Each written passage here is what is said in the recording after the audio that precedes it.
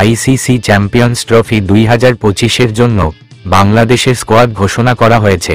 সেখান থেকে বাদ পড়েছেন অভিজ্ঞ ওপেনার লিটন কুমার দাস। 15 সদস্যের দল ঘোষণা করেছে বিসিবি। সেখানে অনুপস্থিত লিটন কুমার দাস এবং সাকিব আল হাসানের নাম।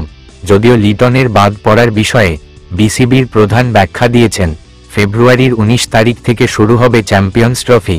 সেরা 8 দলের জন্য বাংলাদেশ দলের স্কোয়াড ঘোষণার পর থেকেই লিটন দাসের অনুপস্থিতি নিয়ে আলোচনা শুরু হয়েছে। এ নিয়ে বিসিবি প্রধান লিপু জানিয়েছেন, সাম্প্রতিক সময়ে সাদা বলের ক্রিকেটে ধারাবাহিকভাবে ভালো করতে না পারায় লিটনকে দলে রাখা হয়নি।